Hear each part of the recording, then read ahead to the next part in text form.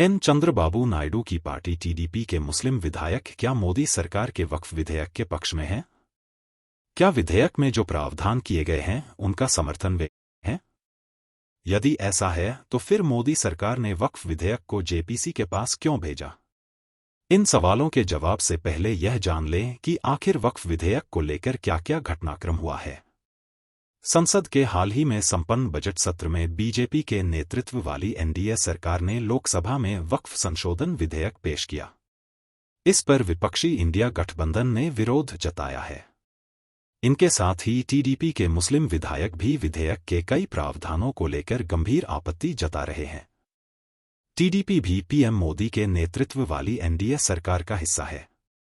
TDP के अल्पसंख्यक प्रकोष्ठ के महासचिव फतुल्लाह मोहम्मद ने विधेयक के कुछ हिस्सों को चिंताजनक बताया है और अपनी पार्टी से संसद में इसका समर्थन करने से पहले मुस्लिम नेताओं से सलाह लेने का आग्रह किया है। इंडियन एक्सप्रेस से बातचीत में फतुल्लाह मोहम्मद ने चिंताओं को साझा किया है। इस सवाल पर कि वक्फ विधेयक के बारे में आपकी क्या चिंताएं हैं, फतुल्लाह मोहम्मद ने कहा, इस विधेयक में कम से कम 40 धाराएं ऐसी हैं जो मुसलमानों और वक्फ बोर्डों के कामकाज के लिए हानिकारक हैं। टीडीपी विधेयक का स्वागत करती है, लेकिन मसौदा विधेयक में किए गए बदलाव चिंता का विषय हैं। उन्होंने कहा, संशोधनों का उद्देश्य कानून को मजबूत करना होता है, लेकिन इसके बजाय मसौदे में हम पाते हैं कि सब कुछ कमजोर किया जा रहा है। 5 या 6 प्रमुख बिंदु हैं जिन पर ध्यान देने की जरूरत है। अंग्रेजी अखबार से उन्होंने कहा, सेंट्रल वक्फ काउंसिल में 2 मुस्लिम सांसदों को सदस्य बनाने का प्रावधान है।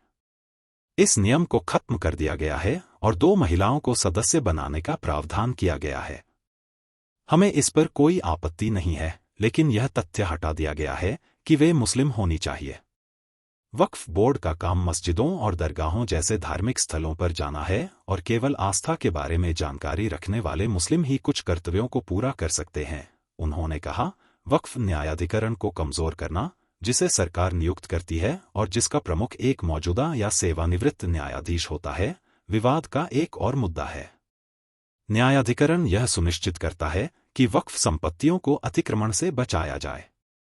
अब विधेयक जिला कलेक्टरों को अधिकार देता है। उनसे राज्य सरकार के आदेशों का पालन करने की संभावना रहती है। इससे वक्फ भूमि पर कलेक्टर राज शुरू हो जाएगा। इस सवाल पर टीडीपी विधायक फतुल्लाह मोहम्मद ने कहा, हम टीडीपी में विधेयक में संशोधन का स्वागत करते हैं। हम इसके खिलाफ नहीं हैं, लेकिन हमें लगता है कि बदलावों के माध्यम से वक्फ बोर्ड को मजबूत किया जाना चाहिए, न कि इसके विपरीत। मैंने इस मुद्दे को अपने सांसदों और पार्टी नेतृत्व के समक्ष उठाया और जमाते इस्लामी हिंद के सचिव एम अब्दुल रफीक, सहायक सचिव इनामुर रहमान और सेवानिवृत्त आईएएस अधिकारी हसीबुर रहमान के साथ मिलकर अपनी चिंताओं पर चर्चा की।